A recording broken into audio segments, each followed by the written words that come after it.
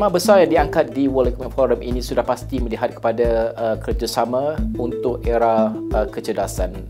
Dan juga ini dalam konteks yang berbagai dan juga berbeza, mencerminkan keadaan yang berbeza dan juga cabaran yang berbeza. Bagaimana untuk kita melihat dalam aspek pelaburan dan juga memilih pelaburan, menentukan aset apa yang perlu kita labur dan sebagainya, dan strategi yang perlu disusun. Kerana pada akhirnya segala perubahan yang berlaku dalam ekonomi dunia dan juga geopolitik juga akan menentukan pelaburan.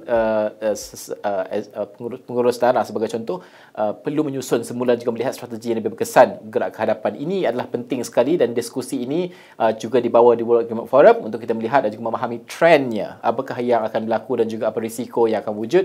Saya berbesar hati kerana episod kali ini saya bersama dengan Datuk Amirul, Feisal dan Zahir, iaitu pengarah urusan Khazanah Nasional Berhad, bersama kita di Davos pada ketika ini. Datuk, thank you so much for joining us on agenda AWANI. First of all, I mentioned about the theme of World Economic Forum 2025, which is the collaboration for the intelligent age, and with one of the thematic for this year is rebuilding trust. This is such a big word, and it has many contexts to it, right? But in terms of in context of Khazanah Nasional itself, how do you ensure the transparency and also the accountability of its investment strategies, especially to build trust among stakeholders? Okay. Thank you very much for inviting me to this interview. I think there's a lot of things discussed in Davos this year. Collaboration and intelligent age. And I guess what you talk about rebuilding trust is actually quite apt at the moment, particularly with the inauguration or with the presidency, the new presidency of the United States, because that sets a new landscape, and like it or not, the US plays a major role in the global economy. Now, the intelligent age is something which is actually quite unique, because it's almost suggesting that things happen faster, innovation happens faster, knowledge happens faster, etc. But when you have that, remember, it's not everyone has access to that technology or this AI or intelligent age. Not everyone has access to that. Yeah. Now, when you have a situation where globally people do not have access to it, then you're going to have a problem, because some people are going to advance more and some people are going to be behind more. There's actually a Sprint in the US did this program of two groups of students and doing, they did quizzes, and one, without knowing, one had computer, one didn't. So the ones that had an advantage were progressing so much compared to the ones that don't. Now, building the trust is allowing some of these collaboration to happen. So actually, it's actually a universal good that people need to have. And people talk about just energy transition, a transition for energy.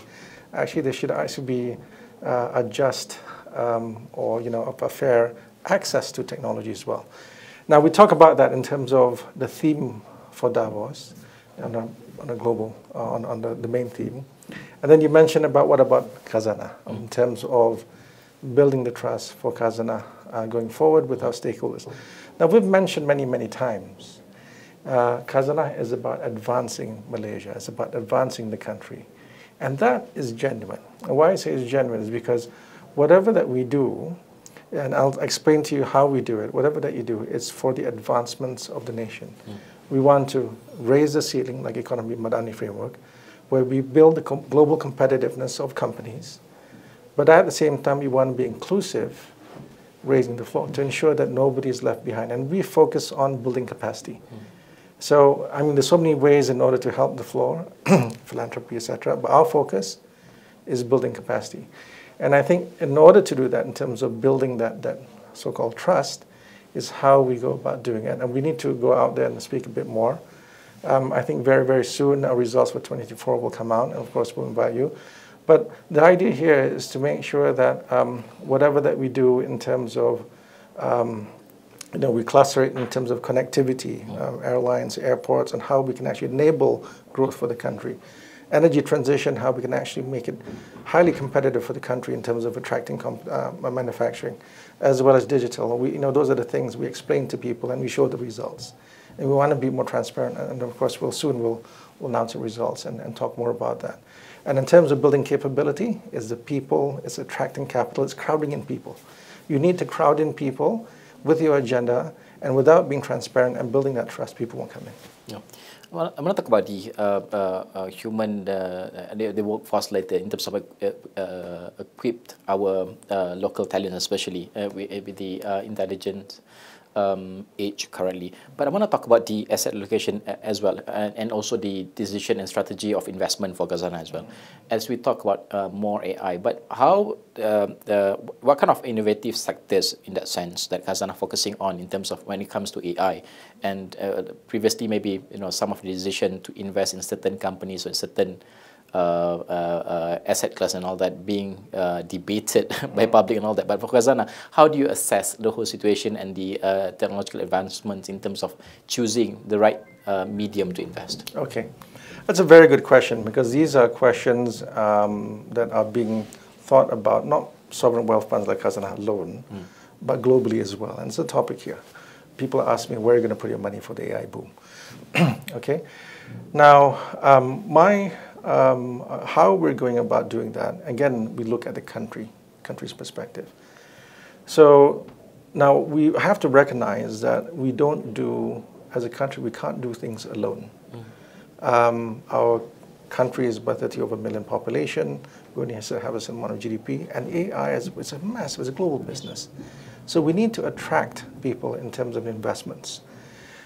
We need to make sure that we have the talent pool in order to deliver that. Now, how? For us, in order for us to choose where we invest, to be honest with you, we're very, very careful around this in terms of what we invest in, where we get the general ride, the wave, so to speak, and what we invest in where it tends to be a bit more targeted.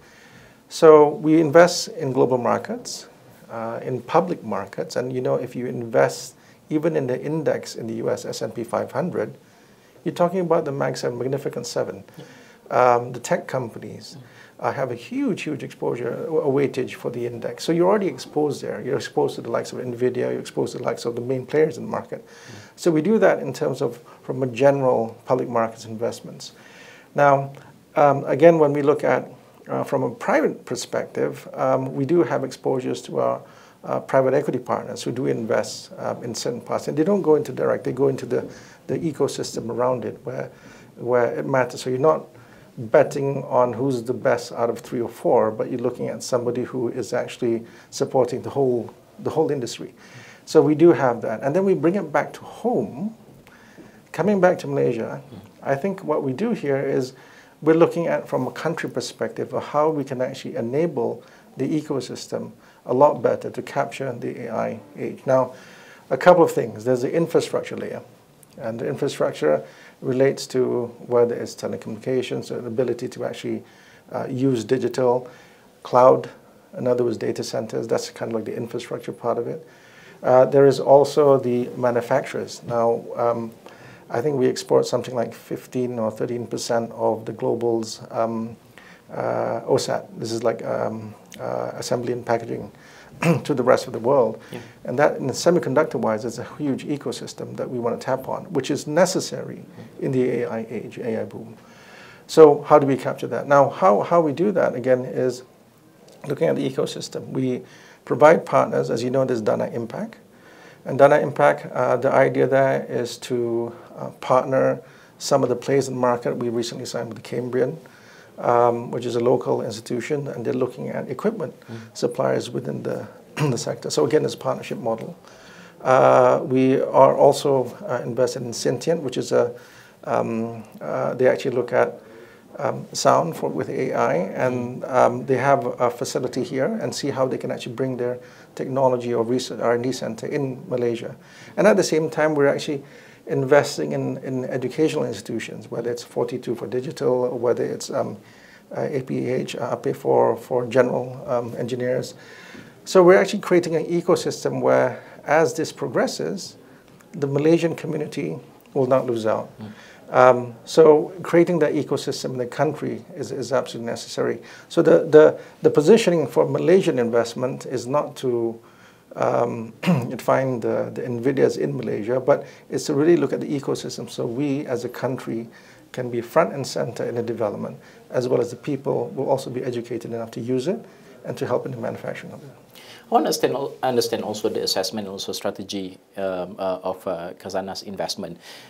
In the World Economic Forum, just this morning before we do this recording, of course we have the first reaction of Donald Trump 2.0, and one of the speakers were talking about how Donald Trump would introduce a policy that not just targeting China, but also those small countries that doing trade with China in order to get to China, right? But how do you assess and understanding the whole situation of Trump 2.0 in terms of doing everything that he can, the protectionist characteristic that he has for America and put America first and all that. But how do you strategize your investment and at the same time try to understand the policy that will be introduced by Donald Trump 2.0? Thank you. I think there are a few things which under the Trump administration 2.0, which is clear. One is less regulation, of course, a low tax environment, and then the third is a low cost of energy environment. So he's talking about fuel and getting more into the system. Now, with that, I guess three major themes that's happening in the U.S., you're going to see a lot of excitement. I've spoken to a lot of general partners and external fund managers, they're partners of ours. They liken it to everyone in the U.S., especially the CEOs, having their engine on, foot on the accelerator and waiting to go, and once he's inactive, boom, they go. So that is a very strong momentum coming in from the U.S. Now, when it comes to policies in relation to other countries, what I've been hearing from, I guess, our partners that we've been speaking to, unlike the previous administration, I think Trump administration tends to be a bit more business-like. Yes. Meaning to say that it's about the trade balance. And by highlighting a trade balance as an issue, and one person mentioned, we've been sleeping all this while where there's been one flow of trade and therefore it needs to be addressed. So that's a question. A lot of countries have, my understanding has gone to the US for trade, asking, so what can we do in order to manage this trade balance, right? So this is quite different from this so-called, a different way of thinking where it tends to be a bit more sinister in a way, where I'm attacking China as an enemy, and therefore everyone's going to get it. Actually, it's slightly different. It's more of, I need to address the trade balance. Security is different. For China's security, that is different. But this is where I think from an investment perspective, what we do see is a strong momentum from China. But as a country, I think what we do need to be worried about is, should there be tariff barriers? Oh, by the way, I think he hinted on tariff increases for Canada and Mexico first and went silent on China, meaning to say that there's more room for negotiation, right? So, but I think what I'm saying here is that when that happens, we have to be worried, countries like us, because if China has a barrier in terms of exporting to the US, and by the way, that has actually gone down quite a bit. There's excess capacity that needs to find a home. And what we don't want, if we're worried about our industrial complex, is that excess capacity is dumped to other countries. Now, likely what's going to happen is it's not as if we are going to be in the same camp as the US, but it's more of protecting our own industrial complex or other countries' industrial complex with anti-dumping, right? So there could be some other barriers going up. And what needs to happen here is, rather than have those barriers, is have conversations on how everyone can navigate this carefully. So with the Trump administration, things are, it's a negotiation. Yeah. Okay.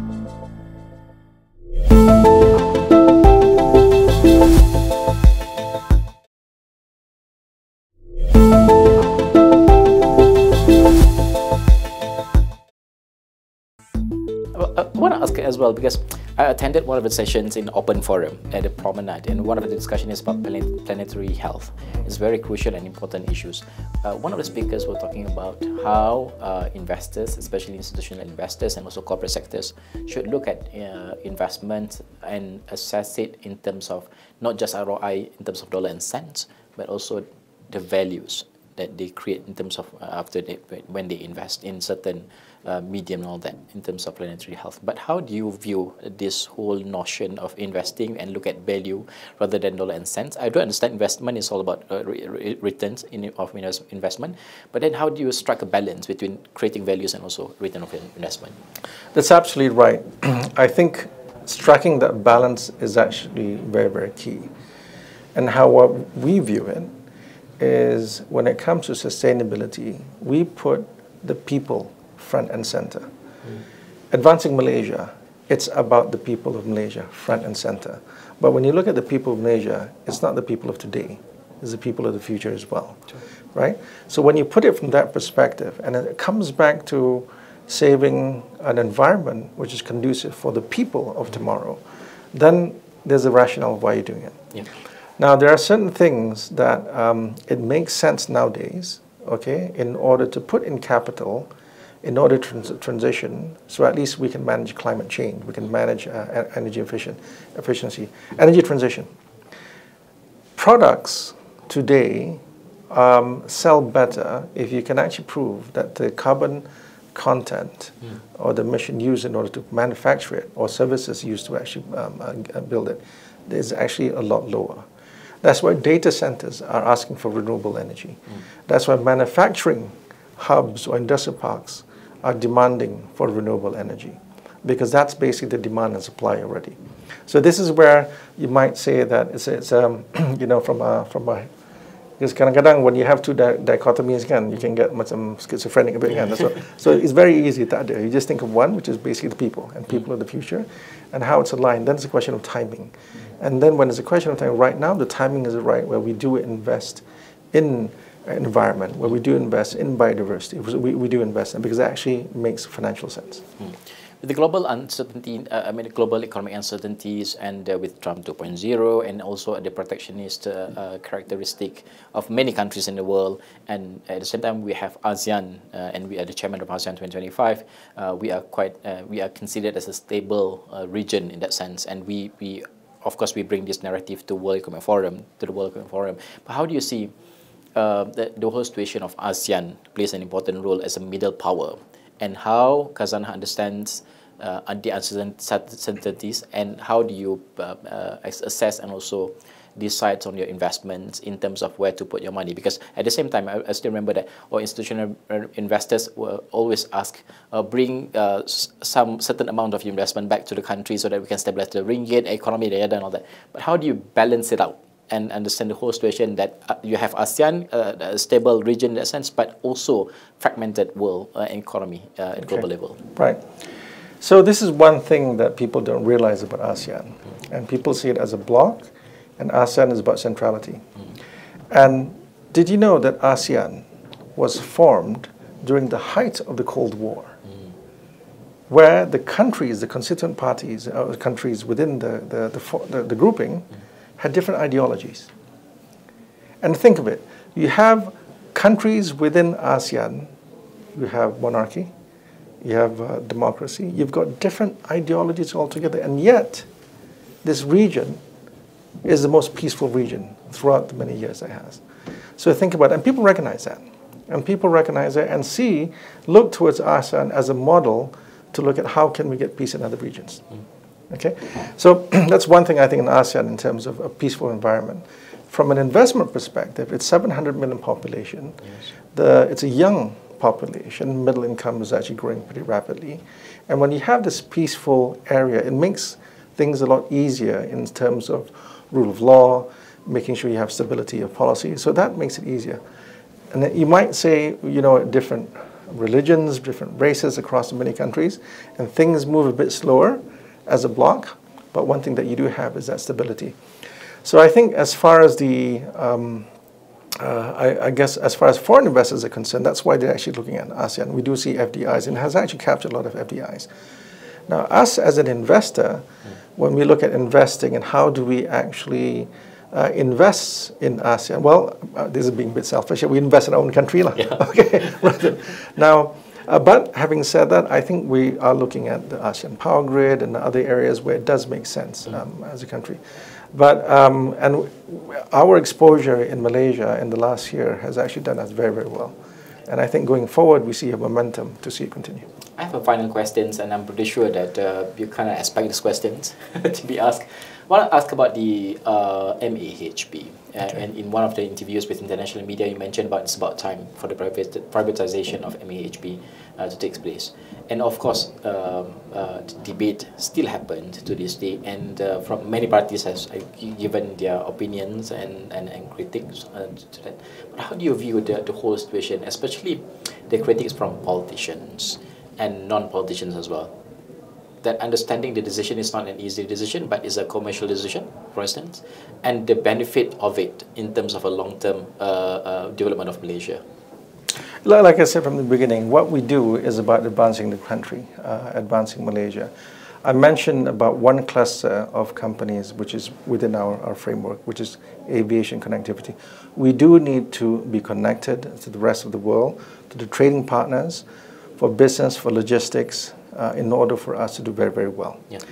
So this exercise that the consortium has done is to ensure that you can actually do a lot better.